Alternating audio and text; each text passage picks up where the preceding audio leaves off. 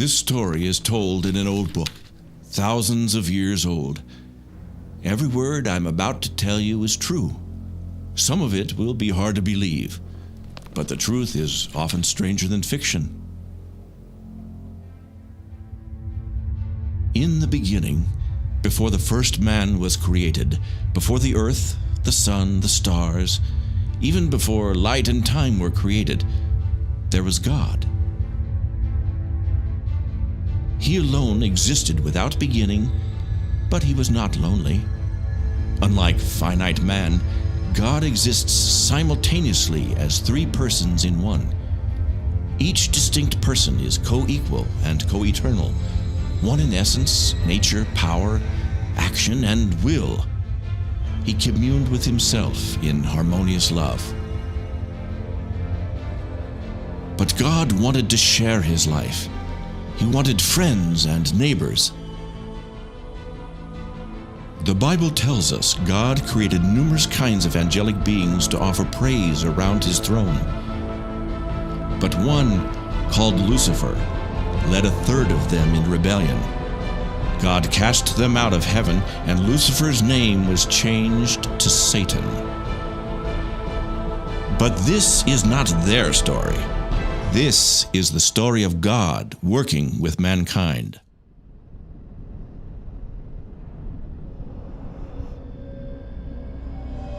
In the beginning, God created the heaven and the earth. And it came to pass that the earth was formless and void, and the Creator moved upon the face of the waters. Suddenly, God spoke into the darkness. "Let there be light." It was not as many modern men suppose. The Creator did not make use of evolution. He created all things by simply speaking them into existence. In 6 24-hour days, God made plants and animals to populate the earth. On the 6th day, with the evil ones watching, God formed a new creature from the dust of the ground. God breathed his own life into the body of clay, and the man became a living soul. He was made in the image of God, higher than the animals. God called the new creature man and gave him the name Adam. God looked at all his creation and said, "It is very good." Every day God talked with Adam, and life was wonderful. God brought all the animals before Adam so he could give each one a name. As the animals passed, Adam came to realize that he did not have a mate like they did. And God said, "I will make a mate to help Adam."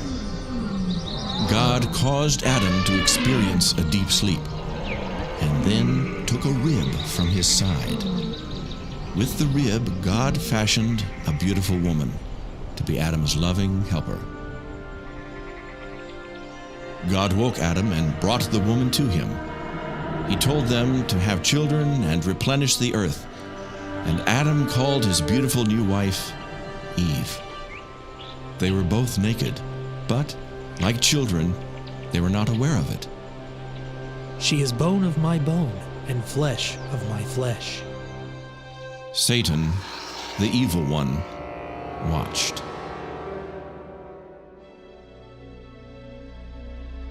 They were happy in the garden. There was no sin, no hunger. It never got too hot nor too cold. God spoke of the trees, saying, "You may eat of all the trees in the garden, but do not eat from this one tree in the middle of the garden. For in the day you eat, you will die." Satan hated God and wanted to destroy what God was doing. But he needed a way to communicate with Eve. So he entered the body of a beautiful creature and spoke through its mouth. "Has God told you that you cannot eat from every tree in the garden?" He said we can eat of every tree except this one, but if we touch it, we will die. Ha! You will not die. You'll be like the gods when you eat. You'll be enlightened as we are, and you will know all about good and evil. It is beautiful to look upon, and it does look like it would be good for food, and it will make me wise to eat it. But God said not to eat this fruit. Eve did not know what good and evil were. Eve disobeyed God and ate the fruit. Too late, Eve realized that she had been deceived.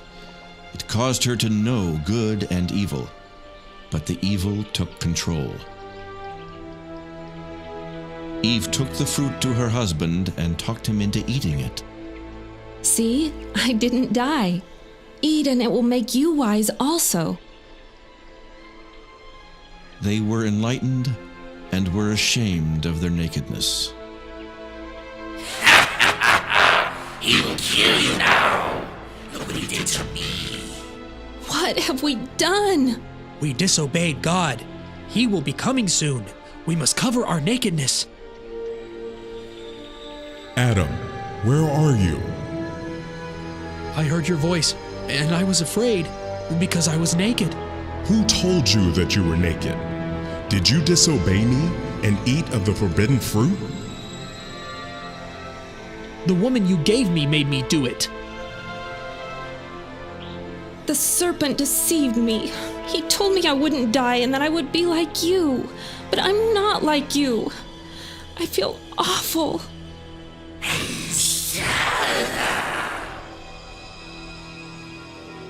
So God cursed the serpent and said unto him, Because you have done this, I will make you crawl on your belly and get dust in your mouth. I will make your seed and the woman's child to be enemies. Your seed will bruise the heel of the woman's child, but he will bruise your head. Here is the promise of a future battle. A time will come when the woman's seed will defeat Satan. This person will redeem mankind back to God and deliver them from the curse of sin and death. God could have destroyed Lucifer and all his angels in just a moment's time, but he allowed them to live as a test for the human race.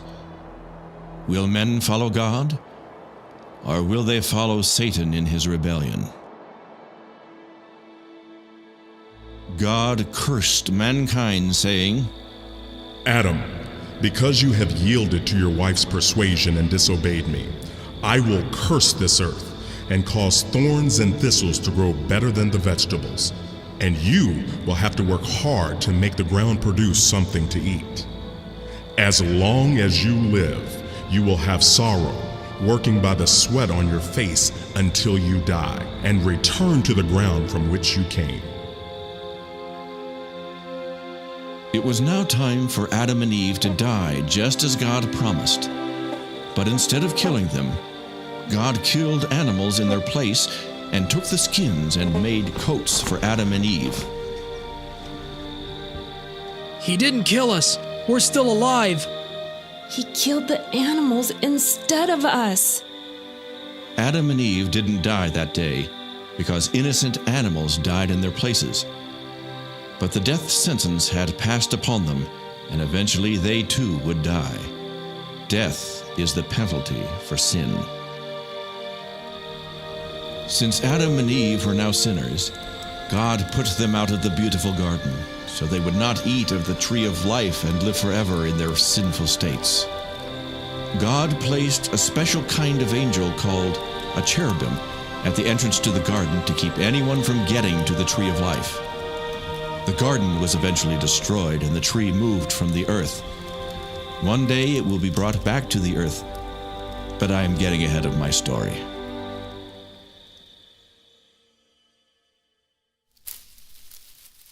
Adam and Eve had many children. Later, their sons and daughters would marry each other and have children of their own. Their first son, Cain, grew vegetables and fruit. Their second son, Abel, raised animals. Could it be that one of them would be the promised son who would destroy Satan? Cain and Abel knew about God and the events in the garden. But God no longer walked and talked with humanity. Adam and all his descendants were separated from God by Adam's disobedience. Life was hard without God. There came a day when the two sons decided to worship God. Their father had told them of God killing the animals in the garden, so by faith Abel slew an animal and offered it to God. "O God, I am a sinful man. I kill this lamb and offer it to you in the place of my own death." Cain made an offering of the best he had, but it was not a blood sacrifice. Cain did not understand that his sin offended God. God, please accept this gift of the best I have to offer. Will one of these men be the promised Redeemer? No, Cain. God rejected Cain's offering because it was without blood. God was pleased with Abel and his offering. When he saw the shedding of the blood of the innocent lamb, God put away Abel's sin. God said to Cain, If you do what you should, I will be pleased with you. Also, you will rule over your brother Abel, and he will live in subjection to you. Who do you think you are? My fruit and vegetables are worth more than that bloody lamb. What makes you so special? My brother, there is still time to offer a blood sacrifice. I've had all of this I'm going to take! Abel died, and Cain tried to hide his sin of murder. But Cain could not hide his evil deed from God. God sees and knows all. Cain, where is your brother Abel? How should I know? Am I supposed to take care of my brother? Your brother's blood is still on the ground. It speaks to me of your evil deed. God knows everything. He sees everyone all the time. Nothing can be hidden from him. He saw what Cain did to Abel. God placed a curse on Cain, and he fled into the wilderness, taking his wife with him. His guilt caused him great grief and suffering. Cain could not be the promised deliverer. He himself was in need of deliverance. What about God's promise of a son that would deliver? Adam and Eve had another son and called him Seth. Many more sons and daughters were born unto them. When man was first created, mutant genes that caused deformities through inbreeding had not yet developed. But later, when it became a problem, God commanded that close relatives should not marry. God has given me another boy to take the place of the one that Cain killed. Seth had a son, and his son had a son, and many more sons were born. But still none came forth to remove the curse of sin and destroy death. Soon the earth was populated with many cities, villages, and farms. With each new generation, as the people increased, sin increased. The people committed sexual sins and were violent. Every thought was sinful. No one lived righteously. Adam had committed one sin. The people now committed many sins. God said, I regret I made man on the earth. I will destroy everything that is alive on the earth. 9 generations, 1,400 years, had now passed, and the world was filled with sin. Men made slaves of their fellow men. Will God ever have a family to love him and walk in obedience?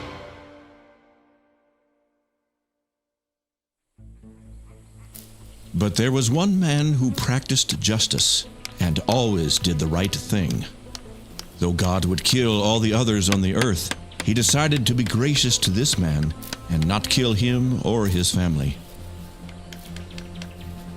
Noah, I am going to send a great flood of water upon all of the earth.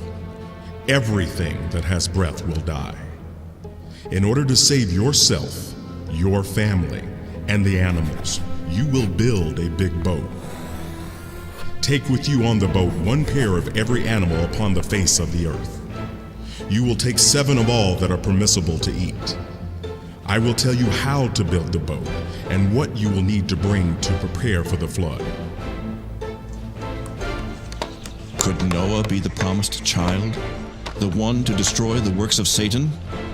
Will he obey God, or will he too fail? God told Noah how big the boat must be to hold every air-breathing creature on the earth, along with the food they would eat. It made Noah sad to think of everyone perishing in the coming flood. So at every chance, he warned them to stop sinning. I am telling you one last time, God is going to destroy the world with a great flood. You must believe me and join me on the boat. Why would a loving God destroy his children? Because of sin. You must stop sinning and treat your neighbor with love and justice. You old fool. 120 years later, when the boat was finished, God caused animals to come to Noah from all over the world. Look, here come more animals. They come on their own like someone is calling them. Some are so strange looking. I didn't know such animals existed. Do you think there could be anything to what Noah says about God sending a flood? Not a chance. Where could you get enough water to flood the entire earth? There's not much room left. This is the last of them. Noah, it is time. Come into the boat with all of your family and the animals. It will soon be too late for all of those who refuse to stop sinning. God shuts the door to the boat, and for 7 days nothing happened. Look at the fools. Shut up in a big boat with all those animals in the middle of a dry plain, miles from any water. Yeah, I bet the lions have eaten them by now. They've been in there a week. But on the 7th day it began to rain, and water stored deep in the earth came to the surface. I have never seen anything like this. Do you think the crazy people in the boat could be right about God wanting to kill everybody for their sins? Don't be ridiculous. God is love. How could one man be right and all our religious leaders be wrong? Before this time it had never rained. The weather was always nice, and a mist came up from the earth to water the ground. No one had ever seen or heard of rain, so many people thought Noah was crazy for thinking water was going to fall from the sky. But Noah believed what God said. I should have listened to Noah. What a fool I have been. God, save my baby! By the time the people realized Noah had been telling the truth, it was too late. It rained 40 days and nights until the water covered every mountain on the whole earth. Every living soul that breathed air died, except those that were in the boat with Noah. It would be more than a year before they would leave the boat.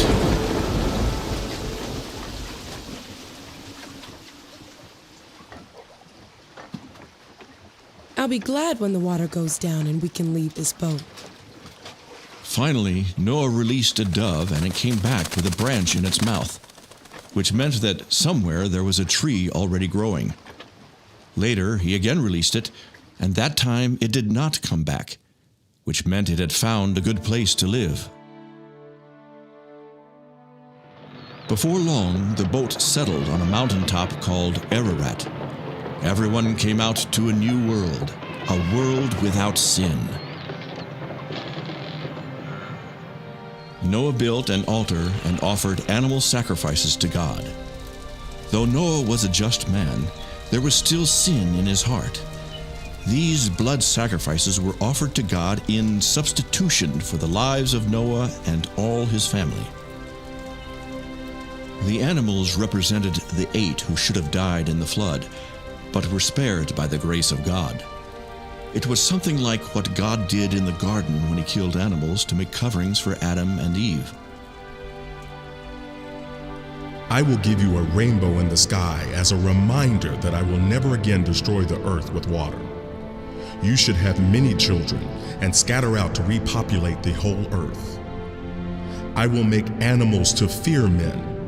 You may eat of any creature that is alive and crawling on the earth, just as you eat vegetables and herbs, but you are not to eat the blood of any creature. Do not kill anyone. If someone is found to be guilty of killing another, then he is to be killed by other men. If a man sheds the blood of another man, then other men should shed his blood to pay for his crime, because the life is in the blood. Noah became a farmer and planted grapes. The new world was lonely with just 4 families, but soon his sons were having children of their own. Noah discovered that by putting fruit in a container and leaving it for a few weeks, it made an alcoholic drink that caused him to feel funny. Noah got to liking the drink so much that at times he couldn't work. He would just fall down unconscious. It made him do things that displeased God. One day, Noah got so drunk that he made himself naked and then passed out. His son, Ham, looked on his father's shame and found pleasure in it. He told his brothers in a mocking tone what he had seen. When Noah awoke, his sons told him what Ham had done. Your son, Canaan, and all his descendants will be the servants of the descendants of your brother Shem. Many years later, this prophecy came true. The Canaanites occupied Palestine and ended up in servitude to the Jews. Noah and his family found grace in the eyes of God. God killed everyone except those 8 people. In time, Japheth went west and north to settle and repopulate. Shem went east and settled in Asia. Ham went south and settled in Africa and southern Asia. The descendants of his son, Canaan, settled in what is now called Palestine. And so the world was repopulated. Noah's son, Ham, had a son named Cush. And then Cush had a son named Nimrod. Nimrod grew up to be a mighty hunter and was well known throughout the whole earth. He refused to obey God and started his own false religion in a place called Babylon.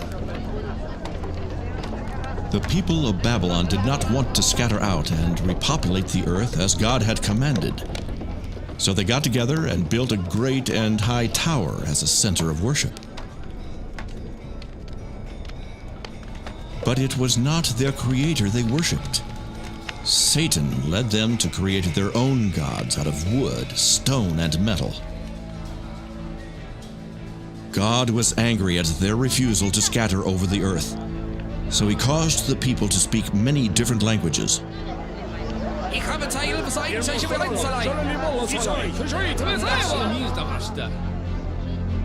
The workmen could no longer understand each other, so they could not continue the work. Each language group went its own way. Some people went to distant places in the earth. Some traveled in ships to distant islands. Some to the north where it was cold, and some down into the deserts where it was hot. So God's command to repopulate the earth was fulfilled. As the earth was filled with people, sin again increased. The people bowed down to idols and forgot the living God.